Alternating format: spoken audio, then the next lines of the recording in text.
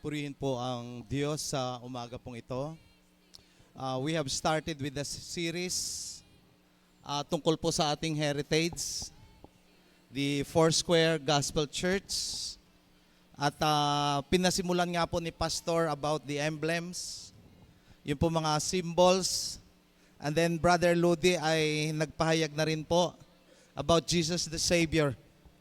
Ngayon po ay pagpapatuloy po natin ang aming pong topic about Jesus, our Savior. And to begin with, gusto ko pong magkwento po sa inyo na isa pong bagay na hindi ko alam kung matutuwa po kayo o makukornihan. But there is a story tungkol po sa isang pare, sa isa pong pastor, at sa isa pong rabbi.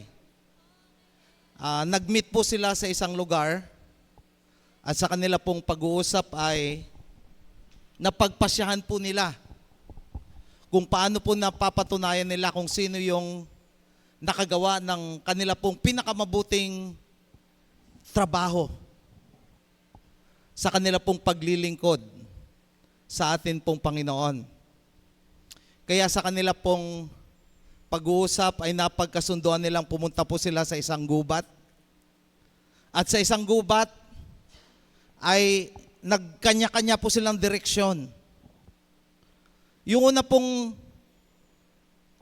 naglakad papunta sa sur, nakita niya po yung bear, o uso.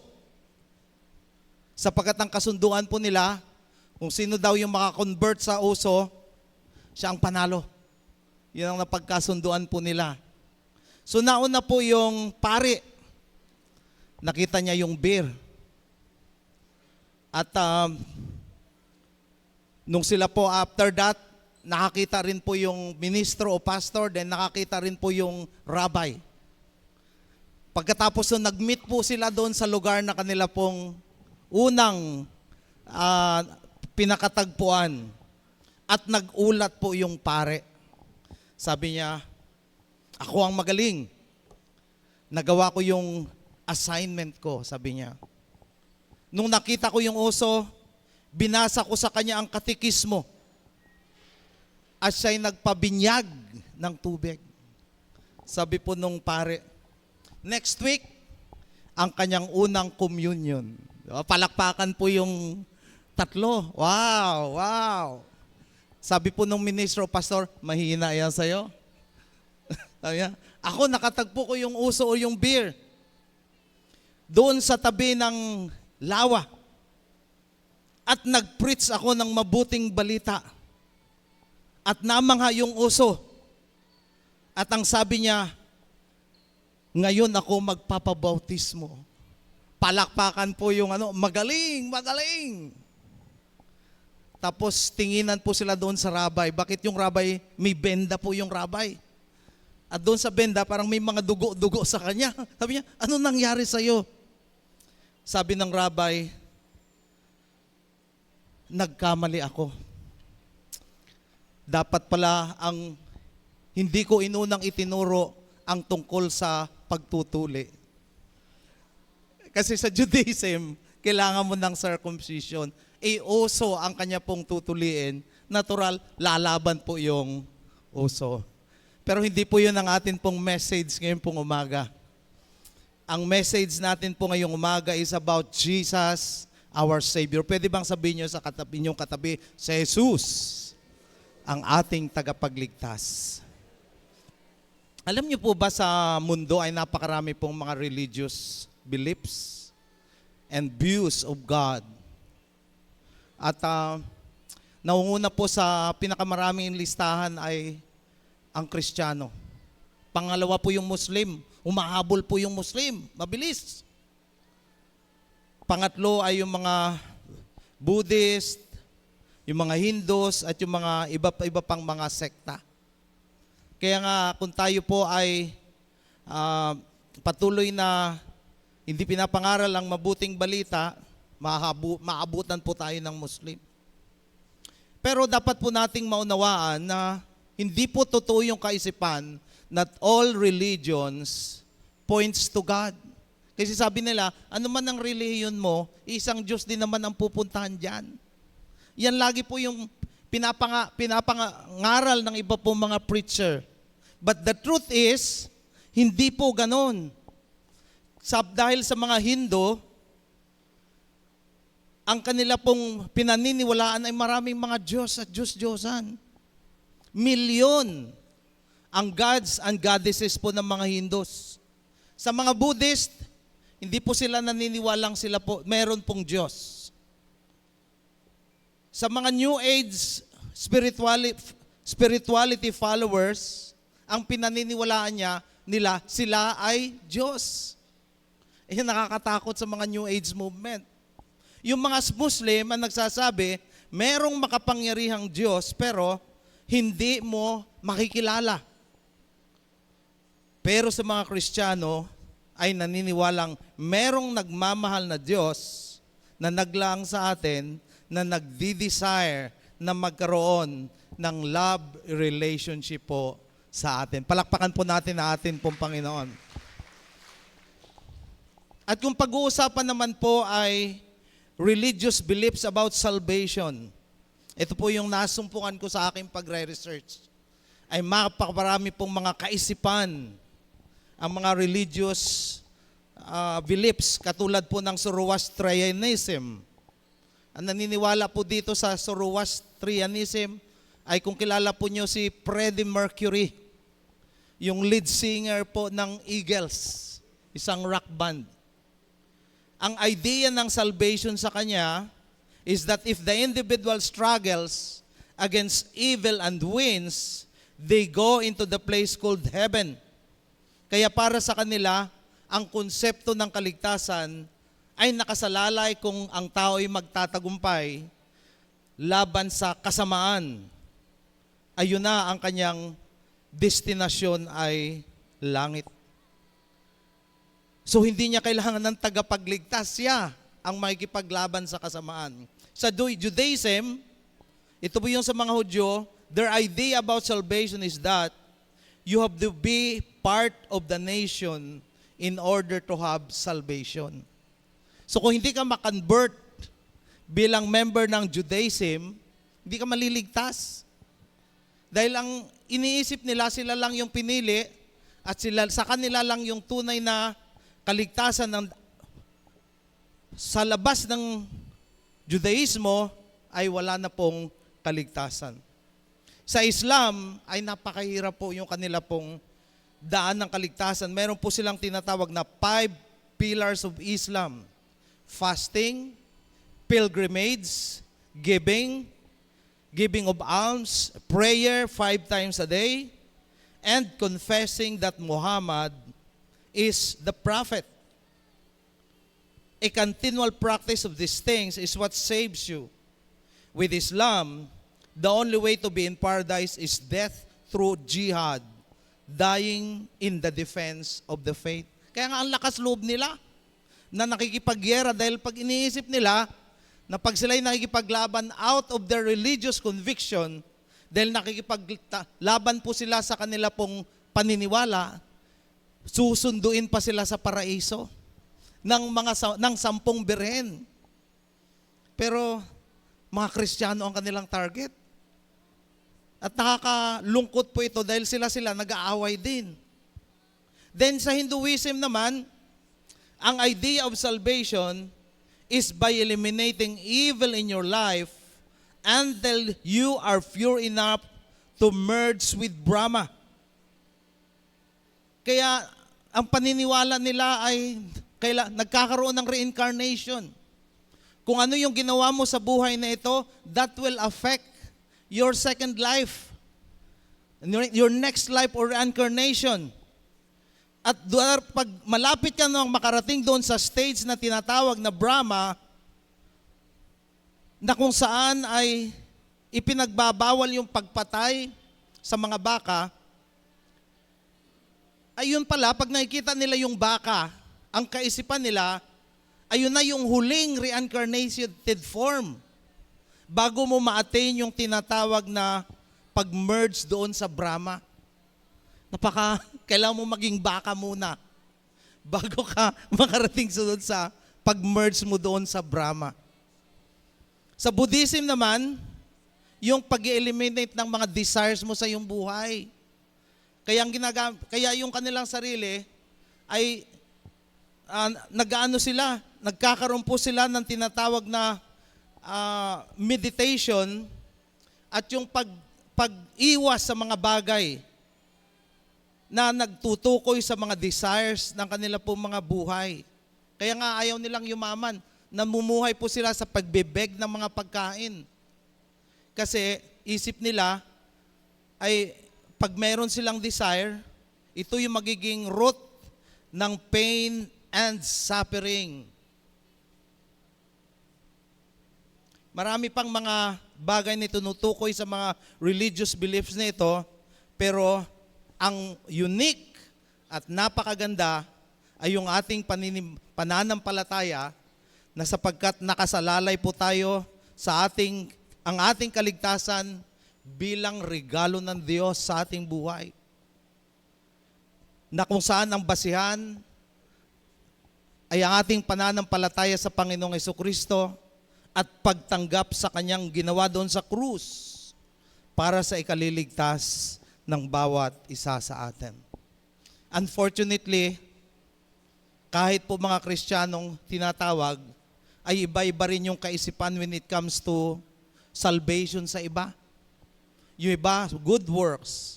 Yung iba, penance o sacrifice, di ba? Yung iba, pagsunod sa mga kautusan. Yung iba, pagsunod sa mga sabat. Yung iba, 10 Commandments. At yan po ay didiscuss po natin maya-maya. But before that, tayo po'y manalangin.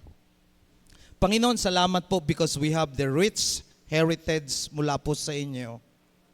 At salamat po, Panginoon, that even until now, nagpapatuloy po ang mabuting balita, Panginoon, that Jesus is the Savior, Jesus is the healer, Jesus is the baptizer in the Holy Spirit, and the soon coming King.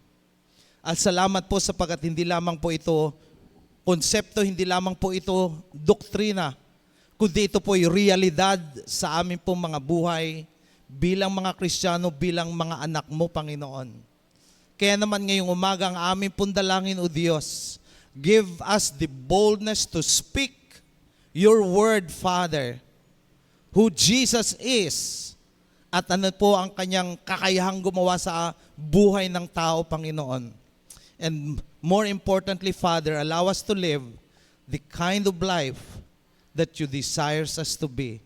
Let your word be a power today sa amin pong mga buhay that will transform us, that will change us, that will bring us, Panginoon, glory in your name through Jesus Christ our Lord. Amen. Nakakatuwa po na kahit po yung mga celebrities, iba-iba yung kanilang mga religious conviction. Julia Roberts, Hindu. Si Ivanka Trump, Jewish. Si Tiger Woods, Buddhist. Si Michael Jackson, Jehovah's Witnesses. John Travolta, Scientology. Si Madonna, Judaism. Freddy Aguilar, Muslim. Robin Padilla, Muslim. John Regala, dating daan. Rica Peralejo, born again. Dami-dami po mga, ni-research ko talaga ito. So, sabi ko, ang dami rin palang mga ink na mga artista. At dami ring mga born again na mga artista. Kasama po si Piolo Pascual. Born again po yan. But this morning, I would like to share to you something na makakadagdag din po sa atin pong kaalaman. Why we should defend our faith and why we should cherish yung atin pong heritage bilang mga anak ng Diyos, kabahagi ng Kanya pong kalipunan. Nasabi ko po kanina something about salvation by good works. At ito po ang nakakalungkot sapagkat para bang iniisip natin na we have to work out for our own salvation. Kaya yung iba, hirap na hirap nagbebenta ng kung ano-ano na lang para maka-earn ng points. Di ba? Merong mga ganon. bibenta ng booklet, magpipreach, iba magbebenta ng mangga sa mga department store, candy, kasi may point system. Pero napakalinaw naman po sa sinasabi ng salita ng Diyos sa Ephesians chapter 2 verse 8 to 9, "For by grace you have been saved through faith, and this is not from you. It is the gift of God. It is not from your works, so no one may boast." Pwede bang palakpakan po natin ang atin pong Panginoon? Yung iba naman nagsasabi, especially the other side, sabi niya, naniniwala kami dyan, pero you have to include work para sa kayong pananampalataya para ikaw ay maligtas. Ang problema, hindi po pala pwede yon. Sapagkat ang sabi ng Panginoon, this is a gift. And if this is a gift from God, ang kailangan mo'y tanggapin. At hindi mo ito pagtrabahuan, sapagkat pag pinagtrabahuan mo yon, it is no longer a gift, kundi binili mo yon sapagkat trinabahuan mo yon. So, bakit naging pong gift ito ng atin pong Panginoon? It is because hindi kaya ng tao na pagtrabahuan ng kanyang kaligtasan sapagkat hindi po naging katanggap-tanggap po sa buhay na Diyos ang anumang pong uri ng sakripisyo o mabubuting gawa na nagmumula po sa tao. At kung ito po'y gawa ng tao, magmamalaki siya sa Panginoon. Naligtas ako sapagkat ginawa ko ito ng aking sarili. Hanggang sa ngayon, marami pa rin po ang naniniwala that you have to do your work para ikaw ay maligtas. Unfortunately, the standard of perfection from God ay hindi po kayang maabot po ng tao. Not even the good works sa buong mundo ay kaya pong tumbasan ang standard of perfection ng atin pong Panginoon. Palakpakan po natin ang atin pong buhay na Diyos. Others ay nagsasabi na para maligtas ay kailangan niya masunod ang kanyang sampung utos ng Diyos. But this is not enough. Under the Old Testament, kailangan mo talagang sumunod sa utosan or else mabubuhay ka sa sumpa. Sapagkat nung unang panahon ay meron pong sumpa pag hindi mo masunod ang kautusan.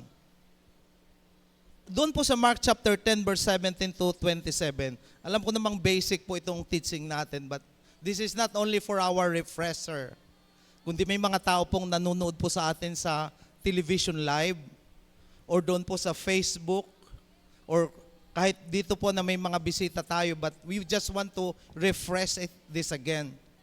Mark chapter 10 verse 17 to 27, ay gusto ko pong ulitin yung kwento na isa pong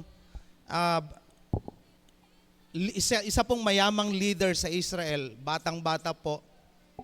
But he is a leader na ang sabi po doon sa commentary, he is a church leader. Na ngayon nagkaroon po siya ng desire. Kasi naroon na po sa kanyang buhay ang lahat. Napakayaman po niya. And when you are rich, lahat ng pangangailangan sa mundo ay mabibili mo, makakamtan mo. Pero sa kabila nito, naisip niya, there is something lacking in my life, sabi niya. Although ako dito sa lupa ay nagpapasasa, but I want more. Gusto kong magkaroon ako ng buhay na walang hanggan. Kaya nang narinig niya ang pangalan ni Jesus, lumapit po siya sa Panginoon. Sabi niya, Master, alam ko pong kayo po ay mabuti. Paano po ang tao makakamtan ang buhay na walang hanggan? Sabi ng Panginoon, tama ka. Nung sinabi mo na mabuti, sapagkat walang ibang mabuti kundi ang Diyos. Ngayon, tinest siya ng Panginoon, tinanong siya ng Panginoon, nagawa mo ba yung 10 utos ng Diyos? Huwag magnakaw. Huwag mangangalunya. Huwag magnasa ng iba. Huwag manloko. Ang dami niyang memorize niya po yung 10 Commandments. At alam ng Panginoon, right from his very eyes nakikita ni Lord na this man is very serious. Sabi niya, Lord, ginawa ko yan mula pa nung maliit pa ako. Until now, I'm consistently obeying the 10 Commandments of God.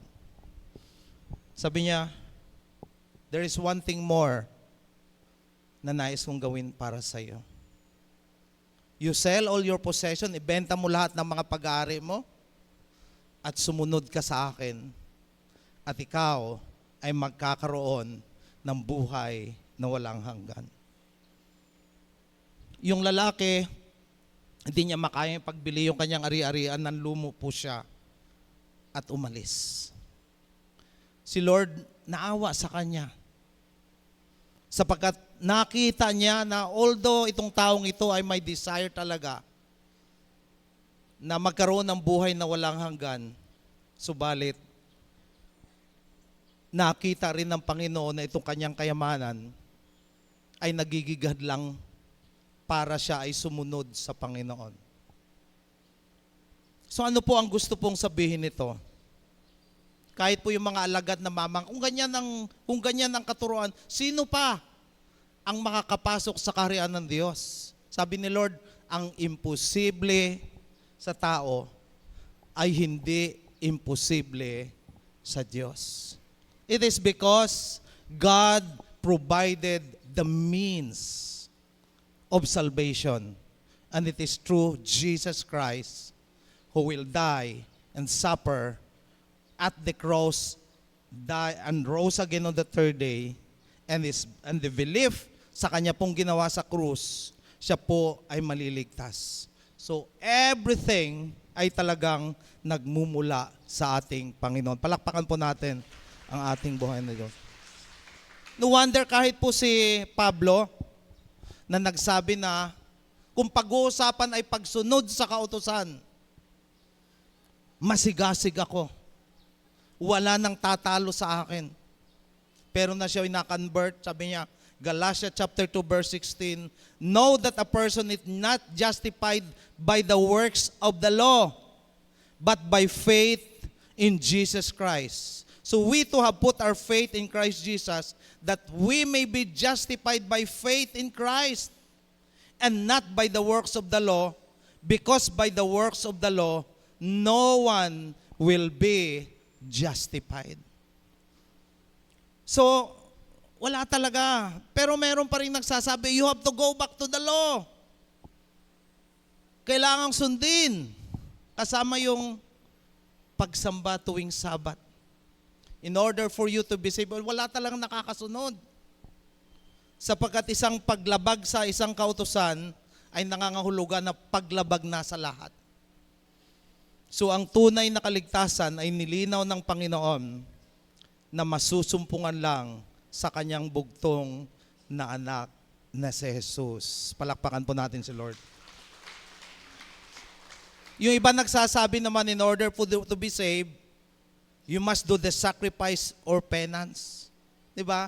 Kaya pag tuwing mahal na araw, makikita mo, lumuluhod mula sa altar, mula sa labas papunta sa altar, umaakyat 50 steps, 500 steps. Diba? Walang tsinelas. Yung iba naman, penitensya. Sabi niya, bakit ka magpapenitensya? Babayaran ko yung aking kasalanan. Tapos yung iba nagpapapako sa krus. Doon sa, anong lugar yon? Bukawi ba yon? Yung pala sa bawat station of the cross, may isang bote ng beer. First station, isang bote. Pangalawang station, 2 bote. Abay, naka 13 station, 13 beer. Ang naubos nung magpapako sa cross. Pagdating doon sa final destination, lasing na. O sige, pako mo na. Lasing na, hindi na maramdaman. Akala nila nagagawa po nila yung kalooban po ng Panginoon because they were sacrificing for Jesus. Pero malinaw naman yung sabi ng Panginoon na yung sakripisyo ay hindi kailanman naging kalugod-lugod sa Panginoon because after the Old Testament, wala na pong lahat po ng ginagawang sakripisyo ng tao, katulad po ng pag-aalay ng mga baka, ng mga kambing, ng kung ano-ano pang mga hayop, kailanman na hindi po naging kaluguran sa Panginoon. And besides, it was only a covering. Kaya nga pagdating nung time ni Jesus Christ, siya mismo, sabi niya, sacrifice and offering you would not accept, but here I am, Lord. Na siya po ang nag-o-offer ng kanyang sarili na maging sakripisyo. Kaya sabi sa Hebrews chapter 9 verse 23, so just as people are destined to die, 9:27 to 28 pala, just as people are destined to die once, and after that to face judgment, so Christ was sacrificed once to take away the sins of many. And He will appear a second time, not to bear sin, but to bring salvation to those who are waiting for Him. Kaya tayo, nakikita po ninyo, yung mga Kristiyano, hindi na yan mga nagpipinitensya pag mga Biyernes Santo. Kasi yung iba, kailangan nilang gawin yon kasi ang kaisipan nila pag Biyernes Santo, namamatay si Jesus Christ, naghihirap na mamatay na muli, at pagkatapos, ang daming bawal pag Sabado, bawal ko na walang Diyos. Pag Sunday, buhay na naman. Pero ang point dito, kahit po ginagawa po nila ito, every year, hindi po ito naging kaluguran sa ating Panginoon, at hindi rin po ito nakapagpapatawad at nakapaglilinis sa mga kasalanan ng tao. Kaya hindi po tayo nagsasacrifice ng mass. Hindi natin ginagawa po yun because in doing that, they are literally, iniaalay po nila muli. Na parang si Jesus Christ, nag-aalay muli ng kanyang sarili para mamatay sa tao at muling nabubuhay. We are not doing that. Sapagkat sabi sa salita ng Diyos, Christ was sacrificed once to take away the sins of many, and He will appear a second time not to bear sin, but to bring salvation to those who are waiting for Him. Palakpakan po natin ang atin pong Panginoon. Kaya pansinin ninyo, every time na nagdiriwang po tayo ng Holy Communion, we are not literally believing na si Jesus Christ ay muling namamatay para sa atin. We are only remembering kung ano na po ang ginawa ni Jesus sa ating buhay para sa pag-alala natin sa kanyang ginawa, ay lalo nating maiisip na muling babalik ang Panginoon para sa atin. Number 4, na isa pong nakakalungkot na isipin, na para daw ang isa ay maligtas, ay kailangan ipanalangin po ang mga patay. Diba? Pakatawa si sister, naalala ko tuloy yung, pasensya na pastora, naalala ko talay nung araw ng mga patay, nagpipreach si pastora doon sa sementeryo. Paka-preach siya, may port watch na umiikot. may dalang yung kanyang pang offering pouch, siya ang kumukulikta. Sabi ko, anong nangyayari dito? Hindi naman si pastora member nitong isa. But yet, para bang siniisip nila na binibenta natin ang Panginoon, which is not. Kasi usually, pag ganyan na mga special na occasion, pinapanalangin talaga, pumupunta talaga sa mga puntod sila. And you have to be prepared with an envelope. Sapagkat for every tomb na mananalangin, you have to give something sa nananalangin. Alam niyo po, pinagbabawal po sa salita po ng Panginoon to pray for the dead and even to talk to the dead.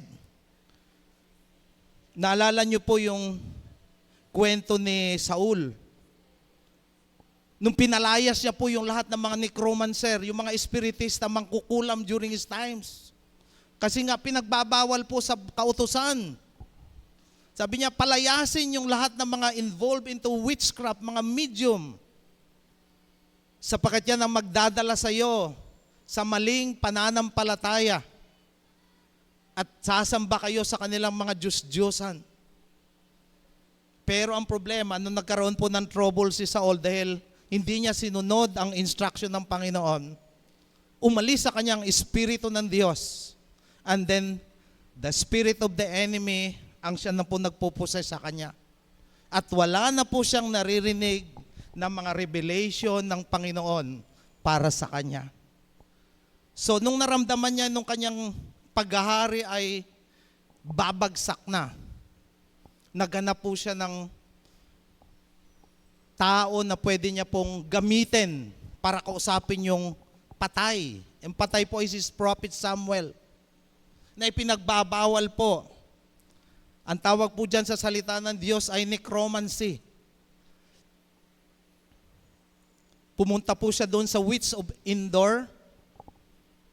At ang sabi niya, hindi muna siya nagpakilala kung sino siya. Then later on, nakilala rin siya na siya si Haring Saul. Sino pang espiritu ng patay ang gusto mong kausapin natin? Sabi niya, yung matanda. matanda ang description niya. Na meron daw suot na parang belo. Isang propeta ng Panginoon, si propeta Samuel. Hindi siguro iniisip ng witch na magpapakita si Samuel. Kasi pag sila pala'y kumukonsulta sa mga ganon, demonyo ang kanilang nakukonsulta. Hindi naman talaga yung espiritu ng kaluluwa ng patay. Demonyo po. Kaya yung mga nag-i-involve doon sa mga spirit of the glass, na sinasabi kakausapin yung espiritu ng magulang. No, they are not. Demonyo po yung pumupunta doon sa glass. Pero that time, pinagbigyan po ng Lord at yung kaluluwa po ni Samuel ang lumabas. Sabi niyo, bakit dinidisturbo niyo ang aking pamamahinga? Sabi niya, gusto kong malaman kung anong mangyayari. Sabi niya, judgment has already pronounced by God against you. Inalis ka na sa pagiging hari. Ilang sandali na lang ay malilipo lang iyong kaharian. At somebody will have to replace you as king of Israel. Alam niyo po ang sabi sa salita ng Diyos, that sin of consulting a dead man ang lalong nagpadagdag at nagpalala sa kasalanan ni Haring Saul that led to the downfall of his kingship. Kaya pag dumarating po yung mga araw ng patay, huwag kayong maglalagay-lagay ng mga kandila, ng mga itlog, di ba? Tuba. Tapos sasabihin, tay, nay, ganyan. Kakausapin pa yung patay. Ay kung kinausap kayo ng demonyo doon, nagka-problema po kayo. Never do that because that is necromancy. That is witchcraft and that is sin before the Lord.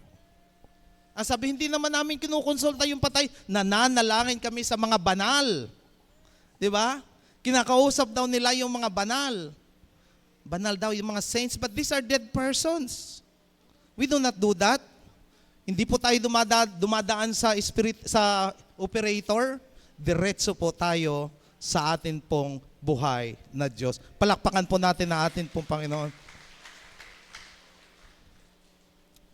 And besides, wala rin katuturan na mananalangin po tayo for our dead relatives, for them to be saved. Kasi, sabi po doon sa story of a rich man and Lazarus sa Luke chapter 16, verse 19 to 31, wala ka nang magagawa between heaven and the earth and the hell. Sabi noon, ay merong malalim na bangin na ang mga nasa bangin hindi na po pwedeng makalipat sa langit at yung nasa langit hindi na rin pwedeng makalipat doon sa impyerno. There is a wide chasm between heaven and hell. And no amount of prayer and no amount of intercession can save them. Sabi mo, bakit mananalangin kang ipadala ko doon si Lazarus? Andun naman yung mga propeta, andun naman yung mga preacher, andun naman yung mga pastor. Kung sila hindi naniniwala sa mabuting balita na ipinapahayag nitong mga lingkod ng Diyos, kahit ang patay na muling mabuhay at magpahayag sa kanila, they will never believe Him. Palakpakan po natin na atin pong Panginoon.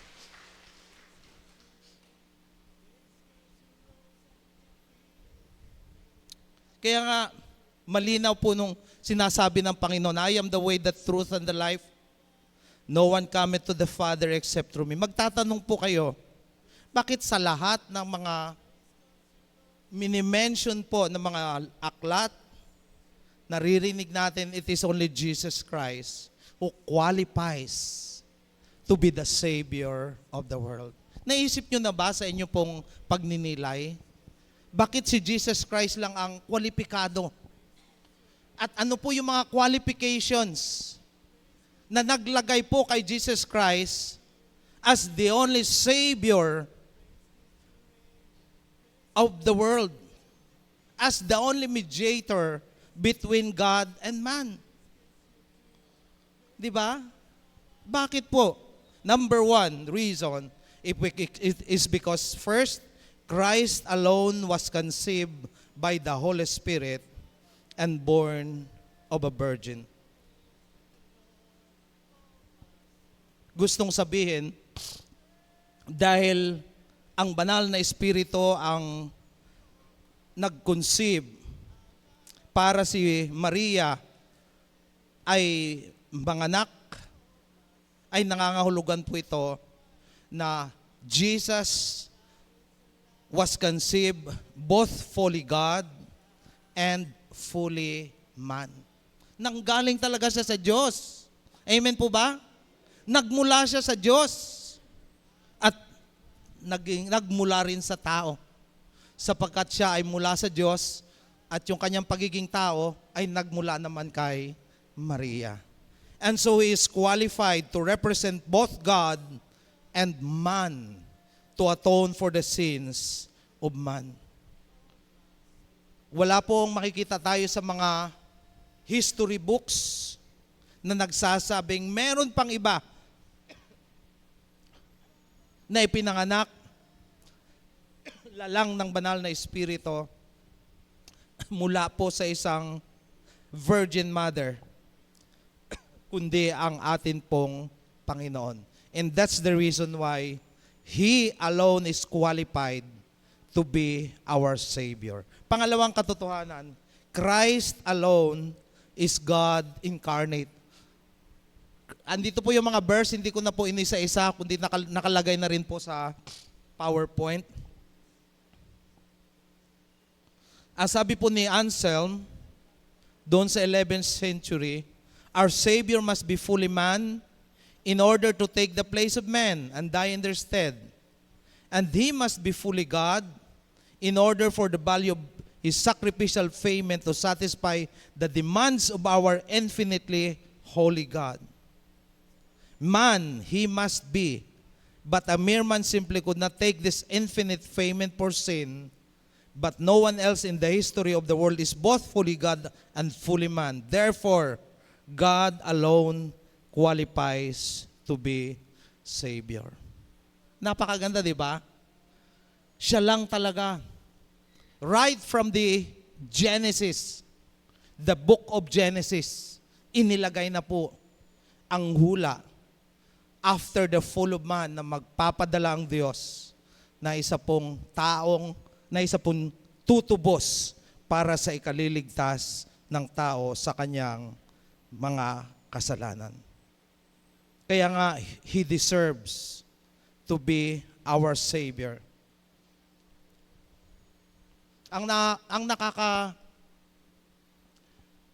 nakaka-amaze po dito ay dahil nga yung sacrifice ay it requires an unblemished, perfect sacrifice. Hindi talaga kayang gawin ng tao. Ang makakamit lang talaga ng standard about perfection of sacrifice ay ang atin pong Panginoong Jesucristo, sapagkat siya po ay nagmula sa Diyos. And He is fully God, perfect in holiness.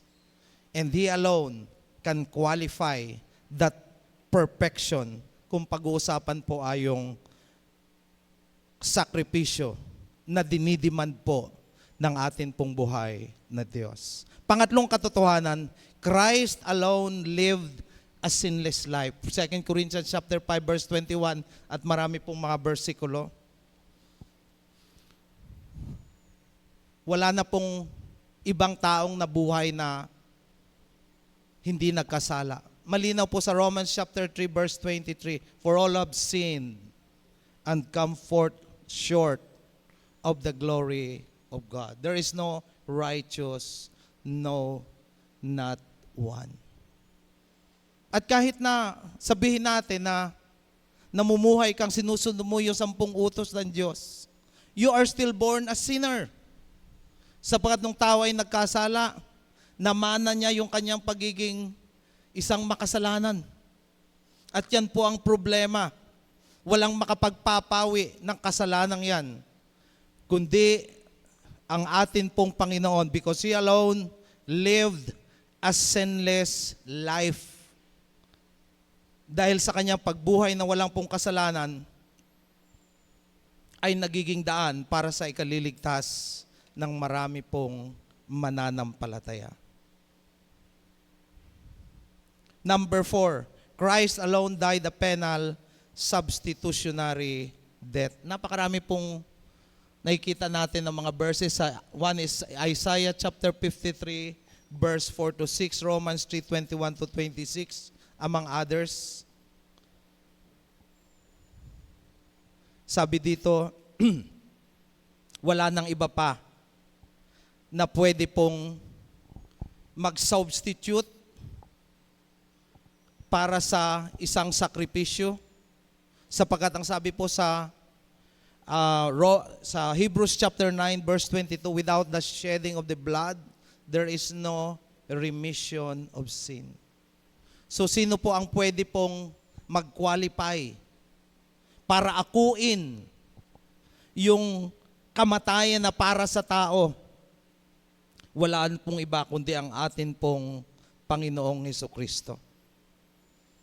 The death that He died was in our place. And no one else in the history of the world has died, because He bore the sin of others and not as judgment for His own sin. Therefore, Jesus alone qualifies to be Savior. At nakakatuwa pong maintindihan na ang Kanya pong buhay, kamatayan at muling pagkabuhay, ang Kanyang sakripisyo is not only for the saints from the past, but also for the believers in the present and to those who will believe in His name in the future. So lahat, past, present, and future, nakatingin po sa Panginoon and to what He has done at the cross for the sins of mankind. Palakpakan po natin ang atin pong Panginoon. Napakaganda, di ba?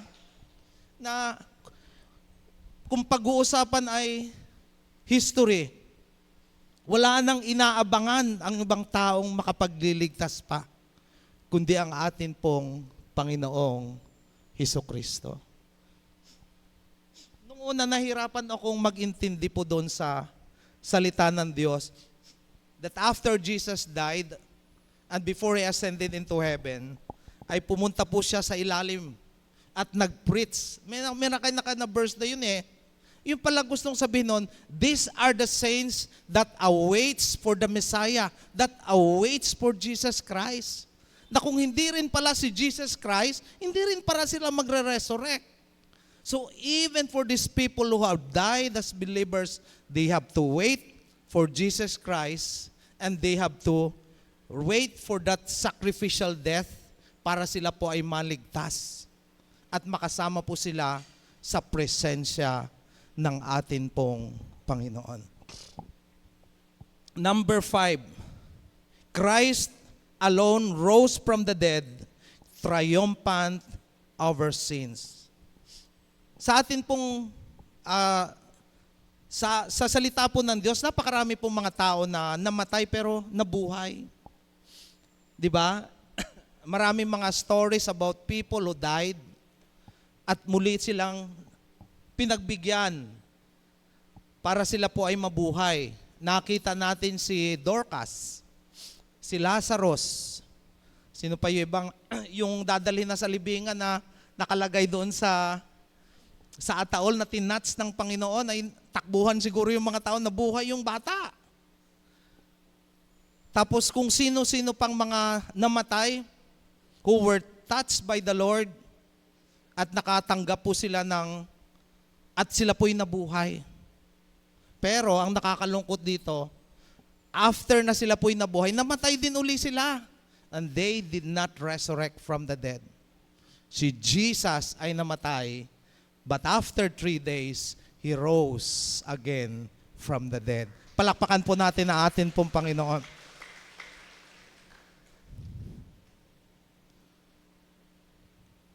The wages of sin is death, and the greatest power of sin is death. So Christ's resurrection from the dead demonstrate that His atoning death for sin accomplished both the full payment of sin's penalty and full victory over sin's greatest power. No one else in the history of the world has been raised from the dead, triumphant over sin. Therefore, Jesus alone qualifies to be Savior. Kaya nga sabi doon sa salita ng Diyos, sa lahat na nagtitiwala sa Kanya, sa lahat na nanampalataya sa Kanya, mamatay man, siya po'y mabubuhay namang muli. Kung paanong nabuhay ang ating Panginoon. And this is the basis that we stand. Kaya ipinapahayag ang mabuting balita, sabi ni Pablo, is Christ has not risen from the dead. Walang katuturan itong pagpapahayag ng mabuting balita. Walang katuturan na siya'y magsasakripisyo, pupunta sa iba't ibang lugar just to preach the gospel. But with the hope of the resurrection of Jesus Christ, pinatunayan niya na lahat ng nananampalataya sa Panginoon ay bubuhayin ding kasama ang atin pong Panginoon. Palakpakan po natin ang atin pong buhay na Diyos. This is the gospel that we believe. Christ died and He rose again from the dead. Huwag niyong kalilimutan na pagkatapos ang atin pong Panginoong namatay, ay muli siyang nabuhay at umakyat sa kanang kamay ng ating Diyos amang makapangyarihan. No wonder He alone is qualified to be the Savior of the world. Na kung sino man ang mananampalataya sa Kanya, tatanggap sa Kanya at sa Kanyang ginawa sa krus. Hindi lamang tatanggap sa Panginoon, tanggapin mo rin yung Kanyang ginawa sa krus para sa iyong kasalanan. At kung paano siya muling nabuhay, ikaw ay magiging anak ng Diyos. Ang sabi na iba, ganun lang maliligtas na ako? Hindi easy yan. Nasasabihin mo, ganun lang ang gagawin mo para ikaw ay maligtas. Remember, hindi basta-basta ang ginawa ni Jesus para sa iyo, para ikaw ay maligtas. He suffered and died and resurrected again. At sa bawat latay na kanyang nararamdaman, He is thinking of you. And He was saying into His heart, I love you and I want you na makasama ko sa Kanyang kaharian. This morning, kung ikaw ay hindi po natatanggap ang Panginoong Jesus, kailangan mong maintindihan, wala na pong ibang daan ng kaligtasan. Hindi sa pagiging relihiyoso mo, hindi sa mabubuting gawa mo, hindi dahil lagi kang sumisimba, o hindi dahil sumusunod ka sa kautusan, Undi dahil sa mga accomplishment mo, ang sabi sa salita ng Diyos, walang ibang kaligtasan at walang ibang pangalang ibinigay ang Diyos sa silong ng langit para ang tao ay maligtas, kundi sa pamamagitan ni Jesucristo na ating Panginoon. If you believe in your heart and receive Jesus Christ and Lord and Savior and what He has done for you at the cross of Calvary, ikaw ay magiging anak ng Diyos at maging tagapagmana ng buhay na walang hanggan. No wonder He is our beautiful Savior. And He will always be sa lahat ng tumatawag sa Kanyang pangalan.